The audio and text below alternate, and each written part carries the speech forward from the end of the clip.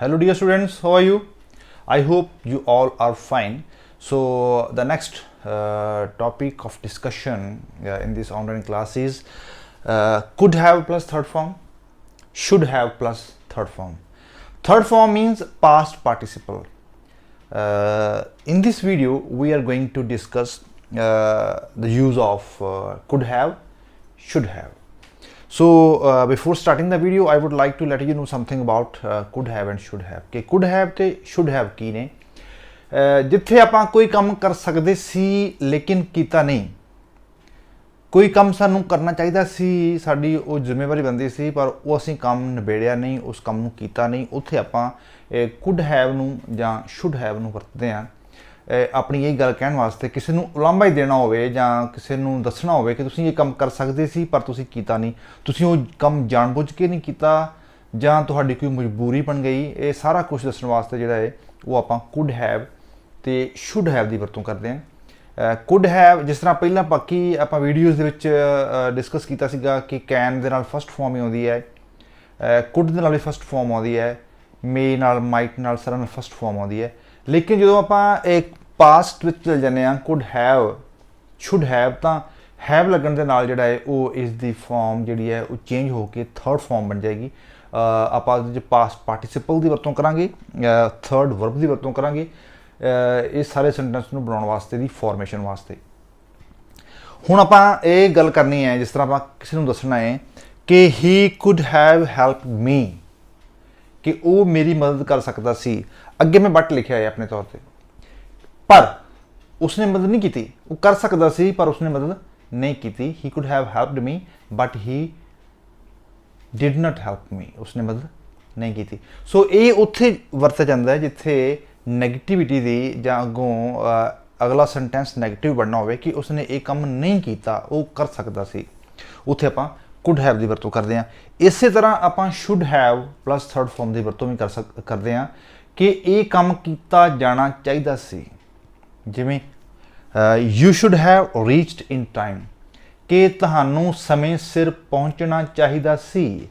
ਹੁਣ ਜਦੋਂ ਆਪਾਂ ਇਹ ਗੱਲ ਕੀਤੀ ਆ ਕਿ ਤੁਹਾਨੂੰ ਸਮੇਂ ਸਿਰ ਪਹੁੰਚਣਾ ਚਾਹੀਦਾ ਸੀ ਤਾਂ ਇਟ ਮੀਨਸ ਕਿ ਉਹ ਪਹੁੰਚਿਆ ਨਹੀਂ, ਜਿਸ ਨੂੰ ਪਹੁੰਚਣਾ ਚਾਹੀਦਾ ਸੀ ਉਹ ਪਹੁੰਚਿਆ ਨਹੀਂ। ਇਸ ਵਾਸਤੇ ਆਪਾਂ ਇਹ ਗੱਲ ਇੱਕ ਉਲਾਂਭੇ ਦੇ ਤੌਰ ਤੇ ਗੱਲ ਕਰਤੀ ਹੈ, ਜਾਂ ਤੁਸੀਂ ਇਹ ਕਹਿ ਲਓ ਕਿ ਇੱਕ ਸ਼ਿਕਾਇਤ ਦੇ ਰੂਪ ਦੇ ਵਿੱਚ ਆਪਾਂ ਗੱਲ ਕੀਤੀ ਕਿ ਤੈਨੂੰ ਇਹ ਕੰਮ ਕਰਨਾ ਚਾਹੀਦਾ ਸੀ, ਤੁਹਾਨੂੰ ਇੱਥੇ ਬੈਠਣਾ ਚਾਹੀਦਾ ਸੀ, ਤੁਹਾਨੂੰ ਸਮੇਂ ਸਿਰ ਸੌਣਾ ਚਾਹੀਦਾ ਸੀ, ਕੱਲ੍ਹ ਤੁਹਾਨੂੰ ਸਕੂਲ ਆਉਣਾ ਚਾਹੀਦਾ ਸੀ, ਉਸ ਨੂੰ ਸਾਡੇ ਕੋਲ ਬੈਠਣਾ ਚਾਹੀਦਾ ਸੀ, ਸਾਨੂੰ ਟੀਵੀ ਵੇਖਣਾ ਚਾਹੀਦਾ ਸੀ, ਪਰ ਅਸੀਂ ਉਹ ਕੰਮ ਕੀਤਾ ਨਹੀਂ। ਅਸੀਂ ਸਮਝੇ ਹਾਂ ਸਾਡਾ ਜਿਹੜਾ ਅਗਲਾ ਵਾਕ ਹੈ, ਸਾਡਾ ਅਗਲਾ ਸੈਂਟੈਂਸ ਹੈ ਉਹ ਨੈਗੇਟਿਵ ਦੇ ਵਿੱਚ ਹੋਏਗਾ। ਦੈਟ ਇਜ਼ ਟੋਟਲੀ ਅੰਡਰਸਟੂਡ ਕਿ ਅਸੀਂ ਇਹ ਕੰਮ ਨਹੀਂ ਕੀਤਾ, ਅਸੀਂ ਇਹ ਕੰਮ ਕਰ ਸਕਦੇ ਸੀ, ਅਸੀਂ ਇਹ ਕੰਮ ਨਹੀਂ ਕੀਤਾ, ਸਾਨੂੰ ਇਹ ਕੰਮ ਕਰਨਾ ਚਾਹੀਦਾ ਸੀ। ਸੋ ਉੱਥੇ ਜਿਹੜਾ ਆਪਾਂ could have ਤੇ should have ਦੀ ਵਰਤੋਂ ਕਰਦੇ ਹਾਂ। ਇਹ ਗੱਲਾਂ ਜਿਹੜੀਆਂ ਨੇ ਇਹ ਤੁਸੀਂ ਜਦੋਂ ਆਪਾਂ ਕਨਵਰਸੇਸ਼ਨ ਕਰਦੇ ਹਾਂ, ਗੱਲਬਾਤ ਕਰਦੇ ਹਾਂ ਜਾਂ ਕੁਛ ਲਿਖਦੇ ਹਾਂ ਜਾਂ ਕੋਈ ਕਿਤਾਬ ਪੜ੍ਹਦੇ ਹਾਂ ਤਾਂ ਉਹਨਾਂ ਦੇ ਵਿੱਚ ਵਾਰ-ਵਾਰ ਇਹਨਾਂ ਦਾ ਜਿਹੜਾ ਜ਼ਿਕਰ ਤੁਹਾਡੇ ਸਾਹਮਣੇ ਆਏਗਾ। ਤੁਸੀਂ ਇਸ ਚੀਜ਼ ਨੂੰ ਜਦੋਂ ਆਪਣੇ ਲੈਸਨਸ ਪੜ੍ਹਦੇ ਹੋਵੋਗੇ ਤੇ ਤੁਹਾਨੂੰ ਵੀ ਇਹ ਚੀਜ਼ਾਂ ਵੇਖਣ ਨੂੰ ਮਿਲਦੀਆਂ ਹੋਣਗੀਆਂ। ਲੇਕਿਨ ਆਪਾਂ ਕਈ ਵਾਰ ਜਦੋਂ ਕਨਫਿਊਜ਼ਨ 'ਚ ਹੁੰਦੇ ਹਾਂ ਕਿ ਇਹ could ਦੇ ਨਾਲ have ਲੱਗ ਗਿਆ, should ਨਾਲ have ਲੱਗ ਗਿਆ, ਇਹ ਕਿਉਂ ਲੱਗਾ, ਇਸ ਦਾ ਕੀ ਮਤਲਬ ਬਣਦਾ ਹੈ। ਕਾਫੀ ਸਟੂਡੈਂਟਸ ਨੂੰ ਜਿਹੜਾ ਵਾ ਉਹ would have ਦੇ ਵਿੱਚ ਵੀ ਕਨਫਿਊਜ਼ਨ ਹੈ ਕਿ would have ਦਾ ਕੀ ਮਤਲਬ ਬਣ ਗਿਆ।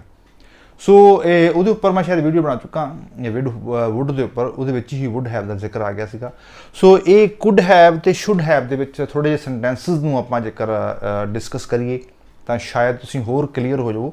ਬਾਕੀ ਮੈਂ ਹਰ ਵੀਡੀਓ ਵਾਂਗ ਇਸ ਵੀਡੀਓ ਵਿੱਚ ਵੀ ਇਹੀ ਗੱਲ ਕਰਨੀ ਚਾਹਾਂਗਾ ਕਿ ਜਿਹੜੀ ਤੁਸੀਂ ਚਾਹੇ ਸਪੋਕਨ ਇੰਗਲਿਸ਼ ਬਣਾਉਣੀ ਹੈ ਆਪਣੀ, ਤੁਸੀਂ ਕਿਸੇ ਭਾਸ਼ਾ ਨੂੰ ਸਿੱਖਣਾ ਹੈ ਤਾਂ ਉਸ ਦਾ ਸਭ ਤੋਂ ਵਧੀਆ ਤਰੀਕਾ ਇਹੀ ਹੈ ਕਿ ਤੁਸੀਂ ਉਸ ਨੂੰ ਵਾਰ-ਵਾਰ ਬੋਲ ਕੇ ਵੇਖੋ। ਬੋਲਿਆ ਹੀ ਆਉਂਦੀ ਹੈ। ਤੁਸੀਂ ਇੱਕ ਛੋਟੇ ਜਿਹੇ ਬੱਚੇ ਦੀ ਐਗਜ਼ਾਮਪਲ ਲੈ ਲਓ। ਜਿਹੜਾ ਬੱਚਾ ਛੋਟਾ ਜਿਹਾ ਹੈ ਉਹ ਹੌਲੀ ਹੌਲੀ ਸਿੱਖਦਾ ਹੈ, ਉਹ ਸੌਖੇ ਸ਼ਬਦਾਂ ਤੋਂ ਸ਼ੁਰੂ ਕਰਦਾ ਹੈ, ਹੌਲੀ ਹੌਲੀ ਉਹ ਡਿਫੀਕਲਟ ਵਰਡਸ ਵੱਲ ਜਾਂਦਾ ਹੈ, ਫਿਰ ਉਸ ਤੋਂ ਬਾਅਦ ਉਹ ਛੋਟੇ ਛੋਟੇ ਸੈਂਟੈਂਸਸ ਬਣਾਉਣ ਦੀ ਕੋਸ਼ਿਸ਼ ਕਰਦਾ ਹੈ ਜਿਨ੍ਹਾਂ ਦੇ ਵਿੱਚ ਕੋਈ ਵੀ ਗ੍ਰਾਮੈਟੀਕਲ ਸਟਰਕਚਰ ਸਾਨੂੰ ਨਜ਼ਰ ਨਹੀਂ ਆਉਂਦਾ, ਲੇਕਿਨ ਹੌਲੀ ਹੌਲੀ ਉਹ ਬਾਕੀਆਂ ਵੱਲ ਵੇਖ ਕੇ ਸੁਣ ਕੇ ਸਮਝ ਕੇ ਤੇ ਜਿਹੜੀ ਆਪਣੀ ਭਾਸ਼ਾ ਹੈ ਉਹਨੂੰ ਹੋਰ ਰਿਫਾਈਨ ਕਰਨ ਦੀ ਕੋਸ਼ਿਸ਼ ਕਰਦਾ ਹੈ, ਲਗਾਤਾਰ ਕਰਦਾ ਰਹਿੰਦਾ ਹੈ। ਇਸੇ ਤਰ੍ਹਾਂ ਅਸੀਂ ਜੇਕਰ ਅੰਗਰੇਜ਼ੀ ਨੂੰ ਸਿਰਫ ਪੜ੍ਹ ਕੇ ਕੋਸ਼ਿਸ਼ ਕਰੀਏ ਵੀ ਅਸੀਂ ਸਿਰਫ ਬੋਲਵਾਂਗੇ ਤਾਂ that is impossible।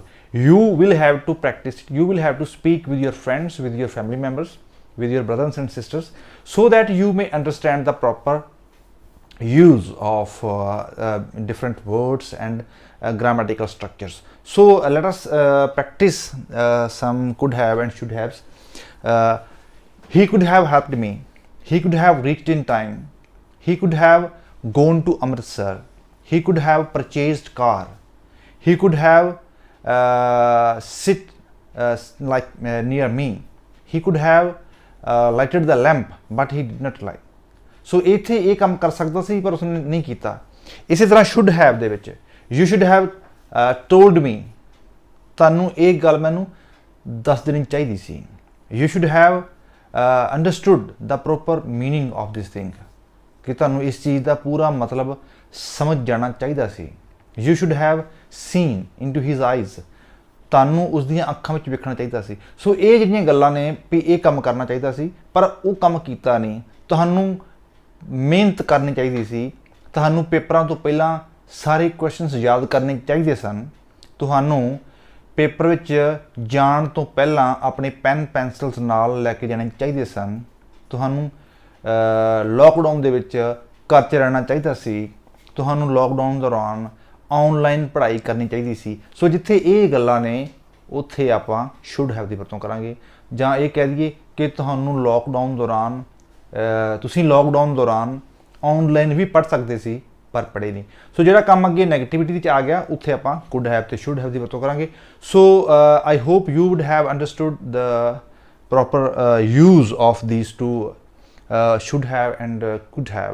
So in the next video we will discuss the other things relating to relative clauses and the use of WH family, what is the meaning of WH family and how we should use them, ਕਿੱਥੇ ਉਹ relative class ਦੇ ਤੌਰ 'ਤੇ ਆਉਂਦੀ ਹੈ, ਕਿੱਥੇ ਉਹ question ਦੇ ਤੌਰ 'ਤੇ ਆਉਂਦੇ ਆ WH family ਵਾਲੇ, ਇਹਦੀ ਆਪਾਂ ਗੱਲ ਕਰਾਂਗੇ। So till then thank you very much.